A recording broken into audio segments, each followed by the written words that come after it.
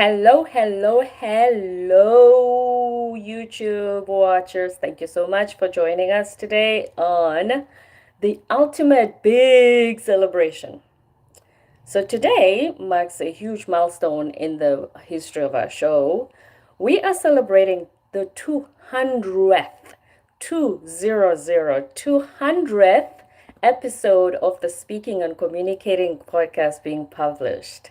It's a huge milestone, none of which could have been achieved without your contributions, without the listeners' contributions, and especially without the guests' contributions. You have all made this possible, and I cannot thank you enough for supporting the show, for being our beck and call, and for giving us feedback so that we know exactly what topics to cover and tools to share with you so that we can be of service to you. It's just been over 2 years since the very first episode, and I remember how nervous I was. In fact, I remember the first time I recorded it and I saved the file and I played it back, and I thought, oh, do I really sound like that? Ew, that is just weird. Oh my goodness. How am I going to be a podcaster if I sound like nobody's going to listen to this? Nobody's going to want to be on the show if I sound like this. Why didn't anyone tell me I sound so weird? And that was a less than 60-second trailer. I just thought, no way, no how. I'm not doing this. I am not doing this. Get somebody else to do it. so, so that's how far I've come. And then secondly, another lesson I learned was a lot of us attend these master classes to learn if we want to start something new, if we want to make sure that we got a basis covered before we venture into anything new. And that's an amazing idea. I also attended a podcast masterclass. But here's one thing I'd like to share with you. Do not expect to remember everything from the masterclass. Do not expect that you will first be perfect, in quotation marks, perfect in that, whatever it is you're thinking of pursuing before you get started. You have it the other way around. Start now. Start. You don't have to remember everything, and make peace with the fact that you won't remember everything. You will make mistakes. You will have to do some things better next time compared to when you did them last time, and be okay with that. Don't fool yourself into thinking you will start when you're perfect. There is no such thing, so please let that go. A lot of people, we as humanity, are missing out on so many of your ideas and your brilliance just because you're afraid to get started because you think, I'm not that perfect. Am I perfect? Psh, no. Get started. And here's how you learn all the stuff. You learn by doing. You fail forward. You know that concept, I'm sure you've heard it before, failing forward. You fail forward. You do, you make a mistake, and then you learn. You do a quick YouTube search on, may I find a video that will teach me how to do this? And they show you step by step. I always say to, for instance, I say to my mom, I'm a South African, but my family is in South Africa. I live in a different country. If she, because of time zones, can't get hold of me and just sits there and waits thinking she needs to ask me how to do something, I said, Ma, you are robbing yourself of, first of all, knowledge and growth, and secondly, being self-sufficient enough. And the time you wasted waiting for me to answer the phone, that's not good for you. You must always go to Google, I said, YouTube is even better. Google is just words. You can read it, and sometimes, even when I read something on Google, I go, I'm not sure if I can do that. Can somebody on YouTube show me on a video step by step? Because I'm not a techie either, you know what I mean? And so I'll say to on YouTube, they will show you step by step. They'll even show you how to open your computer, how to click this, how to get to the point you want to get to. So I have done that myself on this journey to 200 episodes, because even if I've learned the stuff, sometimes you forget it. We are all human. It's good to have a refresher. And therefore, there's no need to be afraid to start. There's no need to be scared to think that there's something where you're going to get stuck and not know how to. We don't live in a world like that anymore. All the information is at our fingertips. So please get started. Whatever it is you're thinking of doing, get started. And secondly, with regards to podcasting, one thing I've learned, first of all, I always say my guests. So in 200 episodes, I did less than 10 solo. So that means I've had about 190 guests, 190 different individuals that I've had the pleasure and the honor to meet over the show. And some of them we've become friends, even to the point where we have conversations that have nothing to do with podcasting or business or work, nothing. We just talk about family. How was your Christmas? What did you do? Are you getting married? All of that. We are friends, not just business acquaintances, which is also a whole new level of human connection that I'm grateful for from podcasting. But I've had over 190 individuals, experts in their field, teach me so much. I call my podcast guests my mini MBA professors. And here's the funny part about speaking on a podcast, and because a lot of the topics, obviously we have general main themes, you will find that everybody, most people, will have a different perspective on the same topic because people have had different experiences. They come from different backgrounds. The world is very global, and it's always good to be curious enough to want to know why they think the way they do about the topic. Even if you I usually find that it's because I haven't thought about it that way. I'll go, huh? And sometimes I'll ask my guests, I say, please repeat that. I'm like, oh, wow, I've never heard of it being put like that before, even though I've heard of the word since I was in high school. And so it's always good to be curious because you learn so much. It helps with your mindset and you grow as a person. And here's the funny part. This is one of the best things I love about podcasting is that when I quote a previous guest who said something very profound, and all of them always bring something profound to the table, is that the new guest is impressed by me, even though I say, no, my guests tell me that, they go, oh, wow. Because, like I said, it's like having mini MBA professors when you have a podcast. You will learn so much. A lot of my guests have been in their fields for 30 years. I've worked less than 30, just over 30, just less than 30 years in different industries. So can you imagine what an expert you must be to have been in the same industry for over 30 years? You've seen changes, you've seen different things happen, you've seen how AI has revolutionized your industry, and you come and you share that generously on our show. And we are so grateful to each and every one of you. So thank you very much.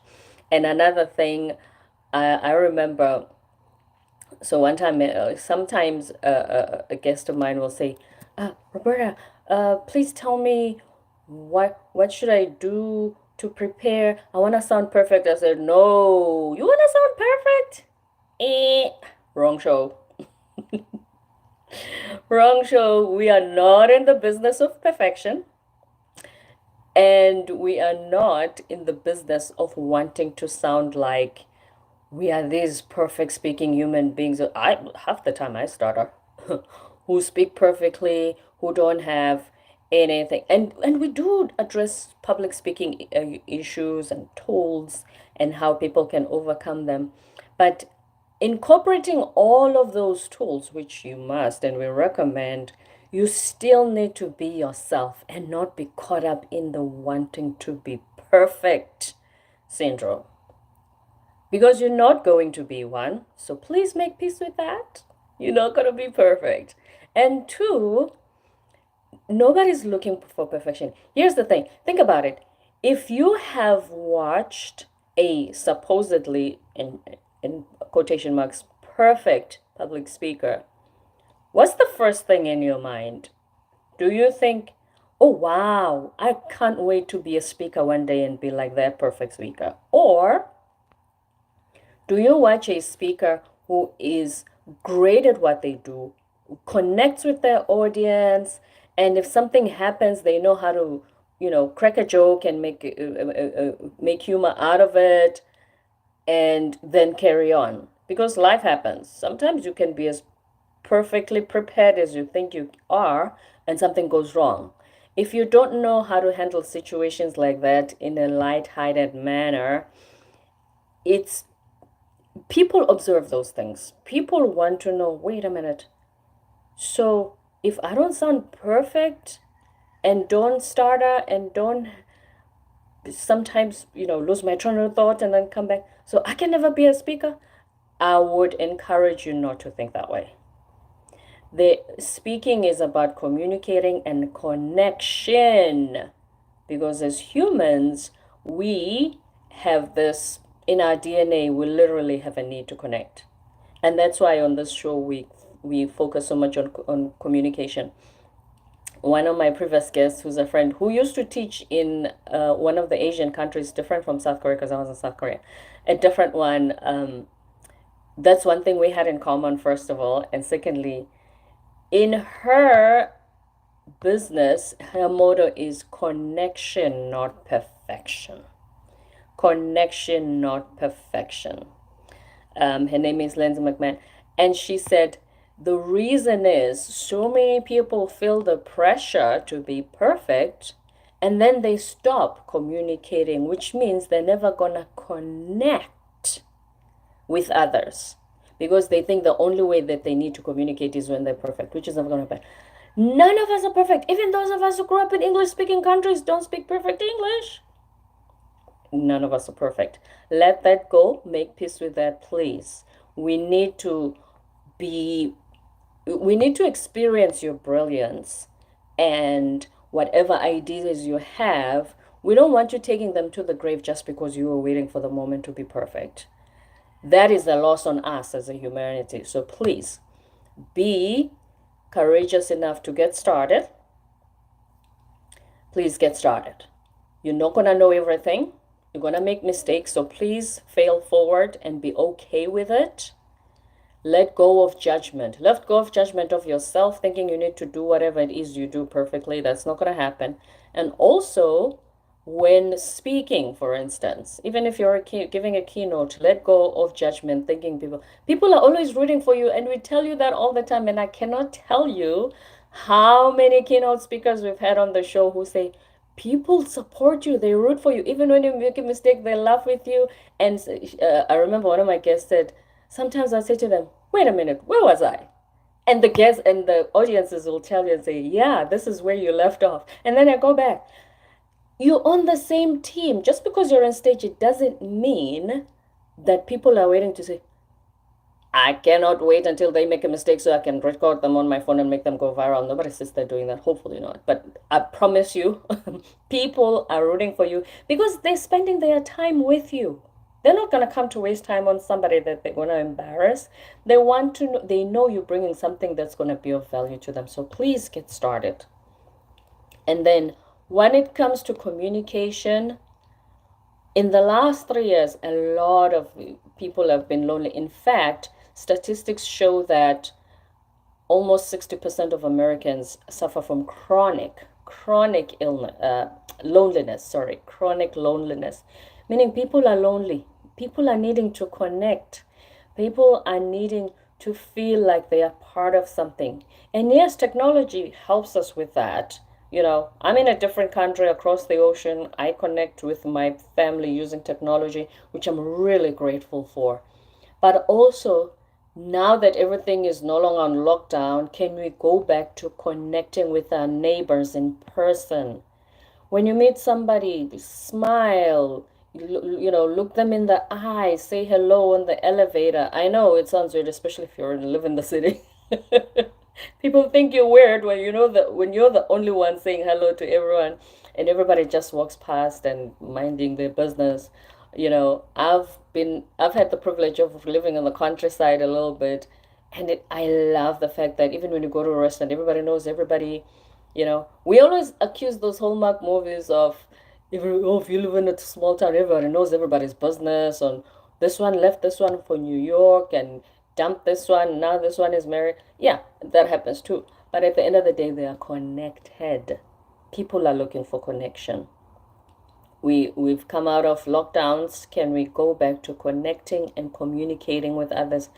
Despite language barriers, we are able to communicate. We communicate through body language, our hearts. We communicate through our energy. We communicate. There's so many ways to communicate. And most of all, I would encourage you, as I mentioned earlier, please learn to be curious about others instead of coming to judgments or making assumptions. You know the four agreements, Don Miguel Ruiz, which is don't make assumptions, be impeccable with your word, don't take anything personally, and always do your best. This thing of making assumptions, it literally stunts your growth, at least in that one aspect. So you are better off asking questions. I've had guests on the same topic, they will always have a different opinion or a different perspective on it based on their experiences, and I always want to know why they think the way they do. I don't shut them down and say, no, why would you say that about employee engagement? No, that is not what this exercise is about. That's not what humanity is about. So learn to be curious about other people. It expands your mind. It helps you connect with them because they realize, wait a minute, somebody wants to know what I think, despite the fact that they think differently. It's okay that we have different opinions. It's very okay. However, it doesn't mean we must fight the way people fight on social media. Just because, and everybody's a keyboard warrior, just fighting just because the one person wants the other one to come to their side of the argument. That is not the point of the exercise. Communication is about, what is it that I think about the topic? Oh, you think differently? Oh, I'm curious. Why is that? Oh, how did that come about? And it helps me because here's the thing. You must always make peace with the fact that you don't know everything. Ooh. Oh yeah. You know, and you're not right about everything. You're not always right. I know us women have been accused of wanting to be right. No, no, no. You're not right about everything. Sometimes you may hear a new perspective on something you thought a certain way before, and then it shifts your perspective, and you just have this paradigm shift of, I never thought of it like that. You know? And it helps you see things differently, which might mostly be of benefit to you. So please, let's continue to communicate. Thank you to all my guests for being generous enough to share ideas with me, to share their expertise with our listeners. When I say ideas with me, sometimes off the record, I'll have my guests say, Roberta, have you considered doing this? How it will make your life easier. Trust me, I always want to make my life easier. If there's a better way to do something. Without me even asking, human beings have a propensity to be generous and to be kind. We are naturally kind. That's our default position. However, because the opposite is always the louder population, we always think the majority is like that. No, no, no, no, no. Let me tell you. The majority of humans are kind, generous, and always want to serve. It's just that there's always this fear. We've become so introverted, even those of us who you never used to think were introverts. But it's almost like the world is shutting us down and we've become so silent. But I will tell you right now, human beings are good natured, very kind. I've been a recipient of so much generosity from my guests, the listeners, the followers, and thank you everyone who's given us feedback on whatever you wanted us to discuss. We've taken that into consideration, and please continue to give us feedback so that we can continue to be of service to you. I thank every single one of you who has contributed to the growth of the show. We are very grateful on the Speaking and Communicating podcast for your contribution to make this milestone possible.